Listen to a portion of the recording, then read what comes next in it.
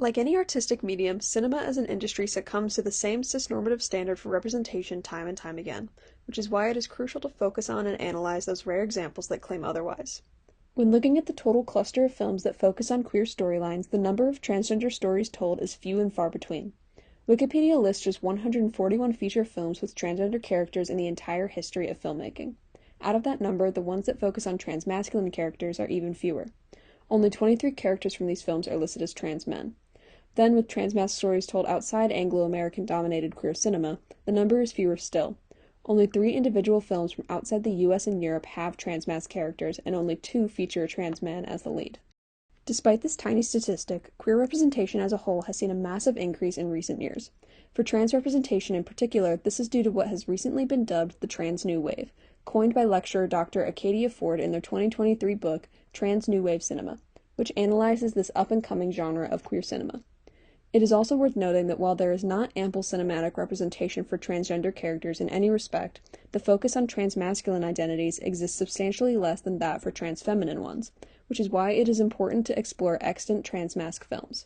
Furthermore, while non-binary identities do exist under the transgender umbrella, there have been so few explicitly non-binary characters represented in film, let alone transmasc non-binary characters, that for the purposes of research this video will cover only binary transmasc identities in film.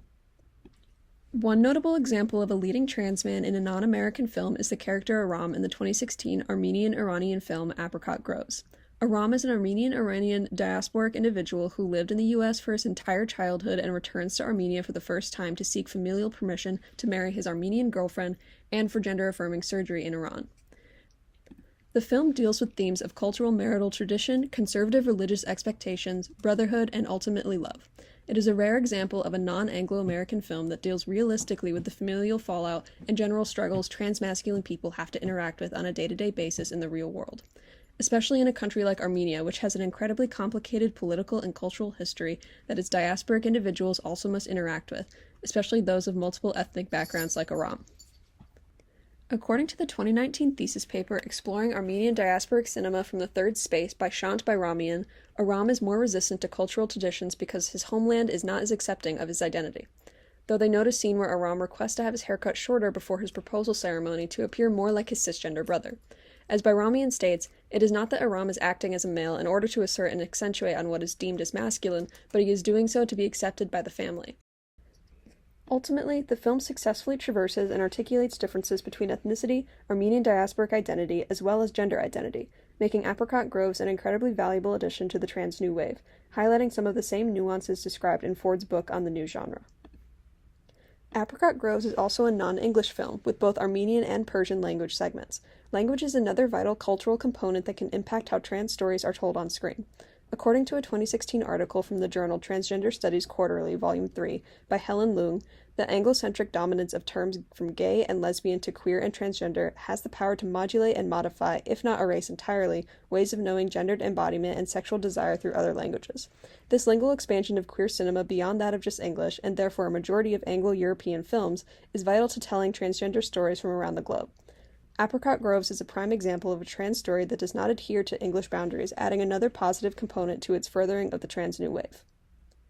In addition to Apricot Groves, which is an example of the global component of the trans new wave, there are several films that remain attached to the Anglo-American perspective in their trans storylines. When it comes to many examples of trans representation in Anglo-American circles, in fact, there is a larger likelihood of what is known as transwashing, or the inclusion of trans characters for the sake of appearing inclusive, without any actual regard for trans bodies. This may be why there is an imbalance in the amount of transfeminine stories told versus transmasculine ones on screen. According to the 2022 book, Trans Representations in Contemporary Popular Cinema, The Transgender Tipping Point, by scholars Francis Strickland and Neil Richardson, the media has an absence of transmasculine bodies, features very little depiction of the violence against trans people, and offers little awareness of intersectionality. Strickland and Richardson use a character from the original 1961 West Side Story film as an example.